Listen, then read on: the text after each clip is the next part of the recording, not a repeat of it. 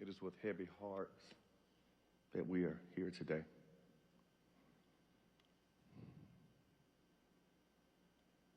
Just like everybody else, I'm still in disbelief.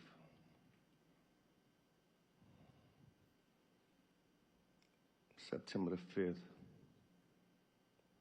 when I got the phone call, and I had to redirect myself to go to Quan's home, I was shaking. I was scared. But I was also praying on that ride. Upon my arrival, they were bringing Quan out the house. And I asked, could I ride with them? And they said, no, you can't ride. So I went in the house and I told Amber, I think you should get ready and go to the hospital. I'll stay back with Leor. Duke and Koya proceeded. As I was in there, I was praying because something came over me. I was nervous and scared because I was just thinking about what if?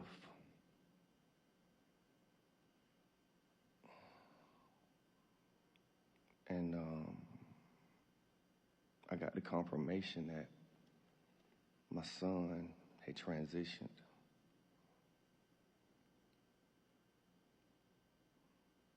Not only my son, but my best friend. We didn't get it right every time, but we gave it the best every time. I grew up without my biological father. And when I was a kid, I made a promise to myself and to God that if I ever had kids, one question my kid or kids would never have, and that's what my dad had. Because I had that question as a child. My grandmother and grandfather gave me everything wasn't nailed down. I was spoiled. But I still wanted to know where was my dad. From the day I met Quan and I held him, my life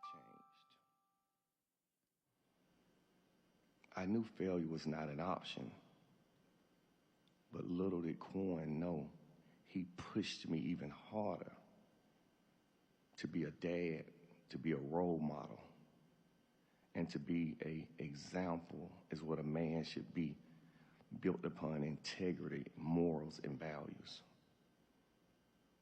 In this industry, finances play a big part. But because of the morals and values that we instilled in him, me and Tammy, a lot of things we turned down because it didn't feel morally right. The love that has been displayed these past days for our son, brother, dad, whatever he may have been to you, it's been immeasurable. It's like now when I hear a Rich Homie Quan song, it sounds different to me. I was looking at Channel 2 News a week ago and they mentioned the word Rich Homie Quan. And the lady said, he's an Atlanta icon. I just looked up at God and said, God, I thank you. Transition is inevitable for all of us. And I know that that day is going to come where I'll see him again. Right now, I'm waiting on him just to come and say, Dad, I'm okay. I used to tell people I live day by day. Now I live second by second. I was taught as a kid, men don't cry. that's a sign of being weak or you soft. But as I got older, I realized that crying is a sign of pain. And Lord knows I'm in pain. Somebody asked me the other day, how you doing? I said, I don't even know how I'm doing. But I know that God's grace and mercy is keeping us here. There are times since I lost my son, I don't know what to do. Prime example, when me and his mother had to go make arrangements, I buried a lot of my family members. I know the process. But as we were walking through the funeral home in the casket room, I stopped and said, what are we doing here? And Tammy looked at me and said, Corey, we're not supposed to be here. So when we left, the Spirit touched me and just said, hey, this is a bit too much for you, because I'm emotional. I lost my best friend. I lost a kid I talked to 9, 10 times a day. Pop, if he just want to talk. Dad, if he needs something. I mean, like, I was his protector. I would do anything to protect this kid. And I used to tell him all the time, you know, so much go on that you don't even know about, because we love you. Dre texts me all the time. Monte texting, what we doing, and I have to find a solution. You know what I'm saying? And a lot of those times, all I could do is pray and ask God to help us. So when I look at, like, when they sent me the obituary and I glanced at it on my phone, I didn't look at it long. I said, this kid has accomplished a great deal at a young age. And to be honest, being in the trenches, you don't realize that. But once you see it, like, compelled, you know, like, on a piece of paper, you'd be like, this kid really did his thing, man. I'm humbled to have been his dad. One of the last conversations we had, I was asking him some questions, and I said, have some of my life, or how I live my life, impacted decisions you make? And I said, be honest. And he said, Dad, you know, as a kid, a child's first hero is his dad. And he said, we as kids tend to do what we see.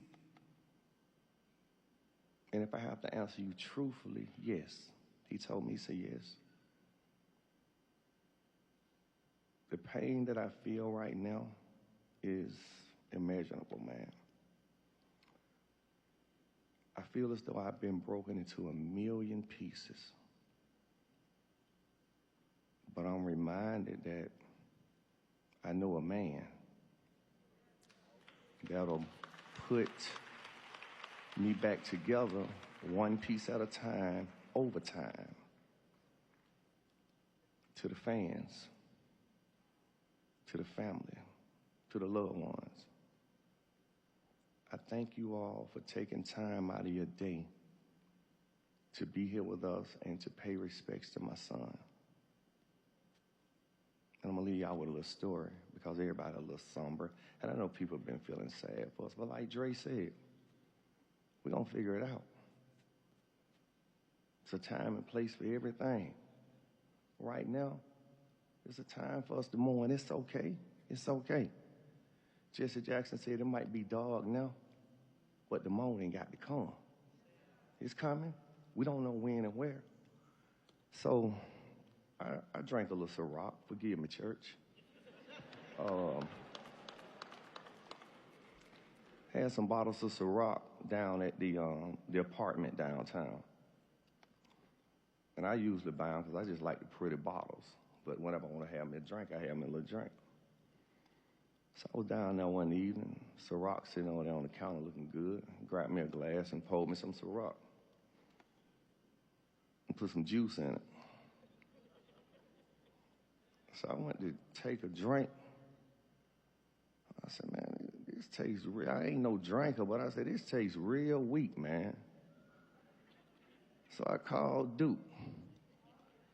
Duke, man, you did something to the Ciroc? He said, no, Dad, I ain't touched no Ciroc. So I called Quan. I said, Quan, you did something to the Ciroc, man. He started laughing. So I said, man, what you do?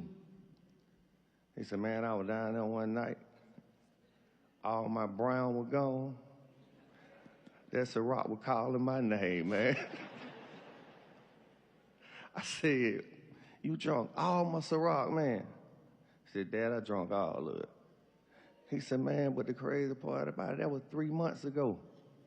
He said, I've been waiting on this call for 3 months, man.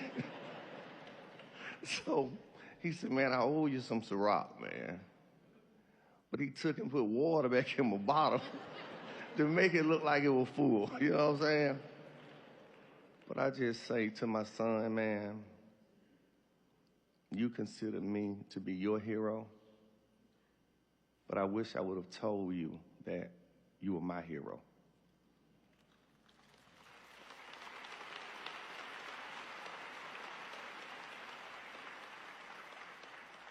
Your sacrifices, your endurance, your strength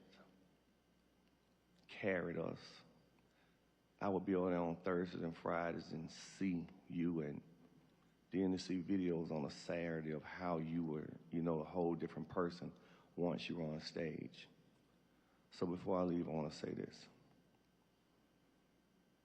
Me and Quan used to ask each other for favors here and there. And I have one more favor I want to ask you, son. I know you're up there in heaven looking down on us. If you don't mind, save a spot for me.